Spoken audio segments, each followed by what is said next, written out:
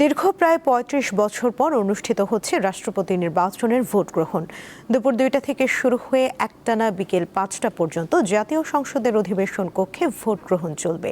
৩৪৯ জন সংসদ সদস্য নির্বাচিত করবেন দেশের ২৩তম রাষ্ট্রপতি। নির্বাচনে প্রতিদ্বন্দ্বিতা করছেন বিএনপির প্রার্থী মির্জা ফখরুল ইসলাম আলমগীর ও ১১ দলীয় ঐক্যজোট থেকে অলি আহমদ।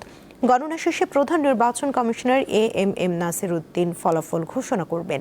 পরে নির্বাচন কমিশন থেকে আজই গ্যাজেট প্রকাশ করা হতে পারে। শুক্রবার সন্ধ্যায় বঙ্গভবনের দরবার হলে নতুন রাষ্ট্রপতির শপথ নেওয়ার কথা রয়েছে। আইন মন্ত্রণালয় তাদের মতামতে জানিয়েছে, সংবিধান অনুযায়ী বর্তমান ভারপ্রাপ্ত স্পিকার নবনির্বাচিত রাষ্ট্রপতিকে শপথ বাক্য পাঠ করাবেন। রাষ্ট্রপতি নির্বাচনের সংবাদ সংগ্রহের দায়িত্বে রয়েছেন সহকর্মী রুবায়েত হাসান। এবারে কথা বলবো তার সঙ্গে। রুবায়েত, ভোট গ্রহণ তো মাত্রই শুরু হলো, সংসদ সদস্যরা কি সবাই উপস্থিত হয়েছেন কিনা জানাবেন আমাদের।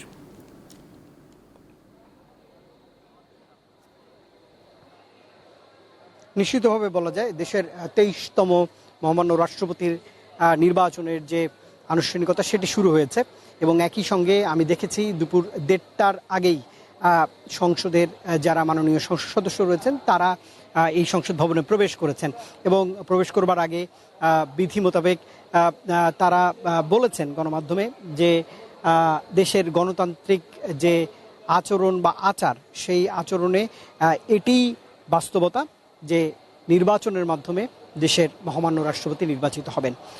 স্বরাষ্ট্রমন্ত্রী সালাউদ্দিন আহমদ তিনি গণমাধ্যমে কথা বলেছেন। তিনি যেমনটা বলছেন যে এবারে যেহেতু ৭০ অনুচ্ছেদ সংবিধান থেকে রহিত করা যাচ্ছে না, সেহেতু সংসদের সদস্যরাই ব্যালটের মাধ্যমে তাদের ভোটাধিকার প্রয়োগ করবে। কিন্তু আগামীতে ভবিষ্যতের কথা বলেছেন যে ৭০ অনুচ্ছেদ নাও থাকতে পারে বা পরিবর্তন আসতে পারে, তখন সেই অনুযায়ী তৎকালীন যেই বিধি বিধান থাকবে সেই অনুযায়ী রাষ্ট্রপতি নির্বাচন হবে। আপনাকে জানিয়ে রাখতে চাই, এম নাসির উদ্দিন যিনি আজকের এই মহামান্য রাষ্ট্রপতি নির্বাচনটি পরিচালনা করবেন, তিনি কিন্তু ১:১ নাগাদ মহান সংসদে প্রবেশ করেছেন। তার আগে বিএনপি থেকে যারা ২৪৭ জন সদস্য তারা প্রায় দুপুর ১২টা থেকে ১:৩০টার মধ্যে এই সংসদে প্রবেশ করেছেন। কথা বলেছেন গণমাধ্যমে নাহিদ ইসলাম, তিনিও বলছেন যে গণতান্ত্রিক অগ্রযাত্রায় এই নির্বাচন অন্যতম একটি ভূমিকা রাখবে। তবে আপনি জানেন যে বিরোধী যে জোট রয়েছে ১১ দলীয় ঐক্য জোট, জামাত, এনসিপি সহ অন্য যে জোটসঙ্গী যারা রয়েছে তারা বরাবরই বলে আসছে যে ৭০ অনুচ্ছেদ একটি বাধা। যেহেতু এটি রয়েছে, নির্বাচনটি চলমান এবং আপনি বলছিলেন খবরে দুপুর ২টা থেকে ৫টা পর্যন্ত এই নির্বাচন হবে এবং আজই গেজেট প্রকাশ হবে, ২৩তম রাষ্ট্রপতি নির্বাচিত হবে।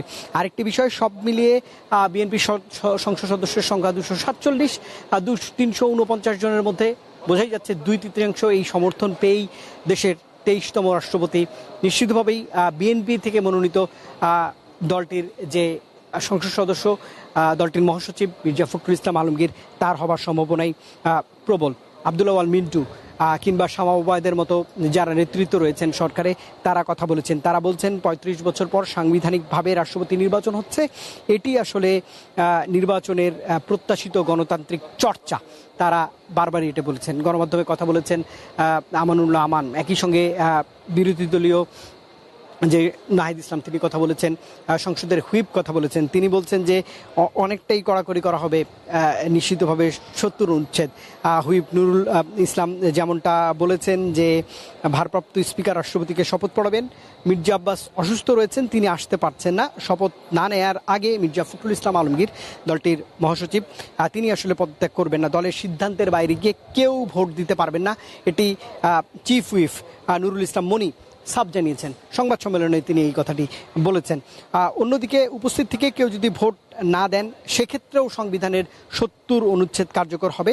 স্বতন্ত্র কোনো দলের যারা সদস্য রয়েছে তাদের ক্ষেত্রে এটি প্রযোজ্য হবে না বলে তিনি জানিয়েছেন।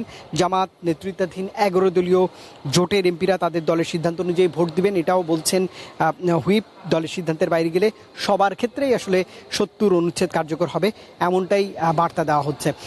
তবে এই যে ভোট, এটি আসলে দেশের ৩ দশকের যে রাষ্ট্রপতি নির্বাচনের যে ধারা, সেই ধারাকে অনেকটাই সুসংহত করবে বলে যারা আজকে এই ভোটে অংশ নেবেন বা বিশ্লেষক তারা কিন্তু জানিয়েছেন। সংসদের বাইরে এই মুহূর্তে গণমাধ্যম কর্মীদের ভিড় ছাড়া আসলে ভেতরের এই কার্যক্রম ভোট গ্রহণ শুরু হয়েছে সেটির উপরে নজর রয়েছে। সরাসরি সম্প্রচার করা হবে ভোটের প্রথম 5 মিনিট এবং শেষের 5 মিনিট, এমনটাই হুইপ জানিয়েছেন। সব মিলিয়ে এই যে 3 ঘন্টার যে আচার, সেটি নির্বাচন কমিশনের অন্তত 20 জন কর্মকর্তা সিইসি রয়েছেন, তারা সহ এই নির্বাচনটি পরিচালনা করবেন এবং বিধি মোতাবেক দেশের 23তম রাষ্ট্রপতি আজই নির্বাচিত হচ্ছে। হয়তো ক্ষণ গণনার সময় রয়েছে, তারপরেই আসলে যে জিনিসটি জানার সেটি হয়তো জানা যাবে। 23তম রাষ্ট্রপতি হচ্ছেন মির্জা ফখরুল ইসলাম আলমগীর। তবে এটি এখনও আগে বলবার সময়, হয়তো 3 ঘন্টা পরে, এমনটি আমার কাছে তথ্য রয়েছিল। সুমনা, বাড়তি তথ্য হয়তো প্রতি ঘন্টায় দেওয়ার চেষ্টা করবো আরও। ধন্যবাদ রুবায়েত।